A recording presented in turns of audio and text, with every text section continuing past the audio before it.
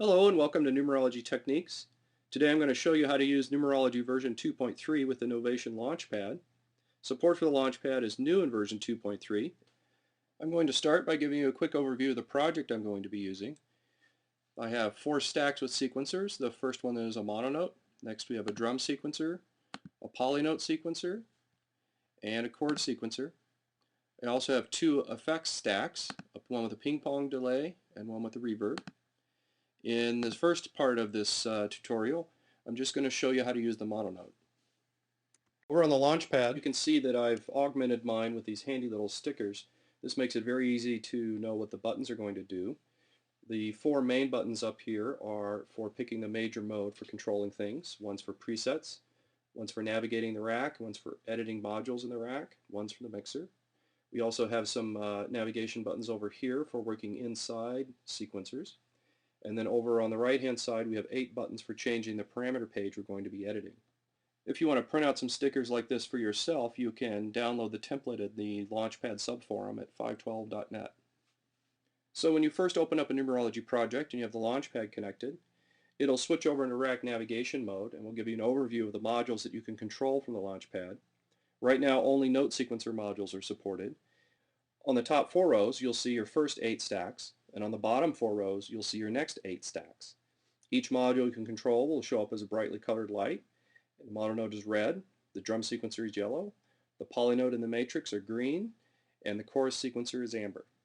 If I want to edit one of these, all I do is push the button. This brings me to the primary edit page for the mononote sequencer. Of course, if I wanted to pick another module, I can always go back to rack navigation mode and pick that module. But for now, we're just going to work with the mononote. On this page is where you set your pitch values for the mononote sequencer. There are actually 12 other pages. We'll go through those one by one. I'm going to start the transport now so you can hear what I'm doing. I've just got a simple virtual analog synthesizer playing along. And I can start programming in notes just by pushing buttons for them.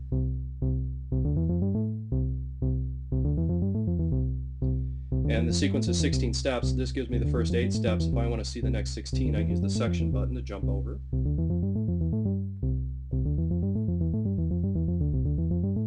And I can go back and forth like this.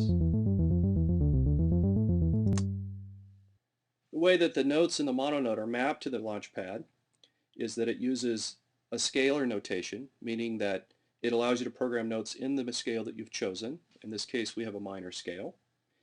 And the way you access octaves is through this row along the top. So the top row is for octaves, and the 7 rows below are for the 7 scalar notes in the scale. So this would be the first note, so forth. This would be the 2nd degree, 3rd degree, 4th, 5th, 6th, and 7th. If I want to change an octave, I just use a button up here. This gives me a higher octave. Notice that all these notes change to red. That means that these notes are programmed in a lower octave than whatever the current one is.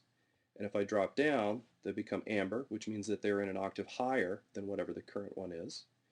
And I can just set new notes in whatever octave just by pushing them like this. I can also clear out notes by pushing them again. And what this does in the sequence is it actually just mutes out that step. So it maintains your gate values, and this works quite naturally.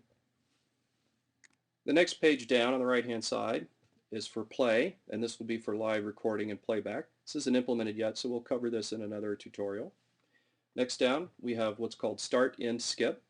This allows you to set the start and the end step for the sequence, as well as skip steps. And the way this works is that the top 4 rows cover 32 steps of the sequence for start and end values, and the bottom 4 rows cover 32 steps for skip steps. If I want to set the end step, then I just push one of these buttons, and that changes the end step. If I want to change the start step, I hold down the end step and push a button to set start. This allows me to set start and end very easily, just like that. And then the skip buttons, you just turn off and on. So let me give you a quick little demo so you can listen to how this works.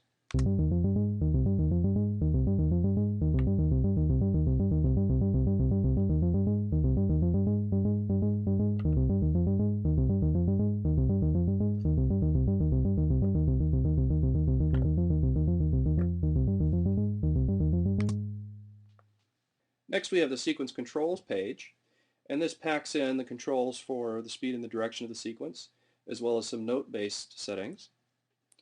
Along the top row, we have our sequence direction controls, and there are 5 of them: forwards, backwards, 2 alternating modes, and random.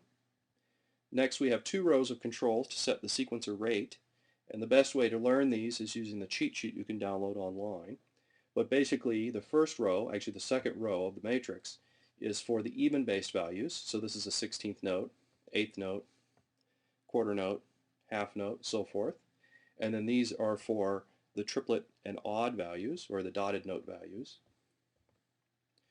These 2 rows are not used in sequence control mode yet. The next row down is for octave, so this allows you to set the octave for your sequence. And then we have the key. Set the key down here, so this is like a little keyboard.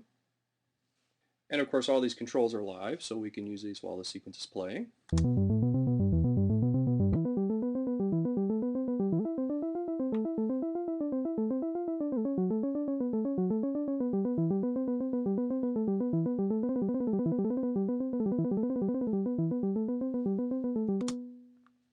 The next 4 buttons for pages are actually dual mode. They have 2 pages each assigned to them. So we'll cover the first assignment for each first and then the secondary assignment. First assignment on this button is for gate values. So this controls the length of the note within a step. So if the values are taller, notes are longer or shorter. Now when they're down here at the lowest value, if you push it again, it'll turn that note off by setting the gate value to 0, and you can turn those back on, of course. Next down from there is velocity, so this controls the velocity of each note, and it's same again. Taller values are higher. Middle values, low values, and then you can turn these off again here. Next down is divide. There are 8 divide values available, and you can set these pretty easily. Of course, there's always, the note plays at least once, so there's always a divide value of 1. Finally, on this row, we have our jump value. This is random jump feature, and it controls the probability that the sequence will jump to a random step after hitting that step. Very good way to mix up a sequence. First, on our alternating modes is the alternative gate, which is step length. So we push this button again until it's red. We get the step length values. Currently there are only 8 values available, and it goes from 1 whole step, 3/4 step, 1/2, 3/8, quarter, 1/8, and then from 1 it goes up to 1.5 to 2 steps. Probably I'll add more values to this later on. The next alternate page is the alternative velocity, and this is the groove value. When the lights straddle the center like this, it means that there is no groove setting for that step.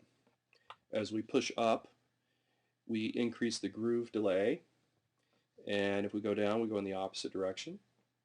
If we want to set it to 0, we just press one of the center buttons twice. Either one works. Next, the alternate of the divide page is step repeat, and this repeats a step like this.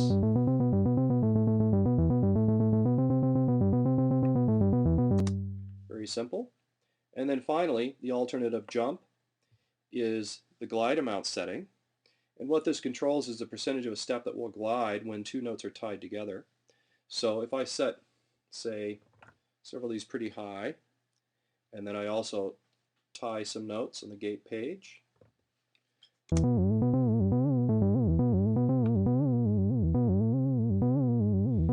and you can also slow down the sequence quite a bit. See what a smooth glide you can get. So that covers all the major pages for the mononote.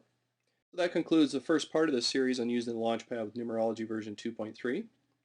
Be sure to check out the next video when we will talk about how to control the other note sequencers in numerology.